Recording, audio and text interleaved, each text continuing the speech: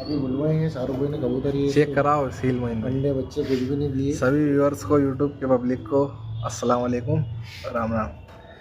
ये देखो मोर लगी हुई कबूतरी है, और मोइन भाई ने हमसे बोला था एक कबूतरी चाहिए हमको जोड़े वास्ते।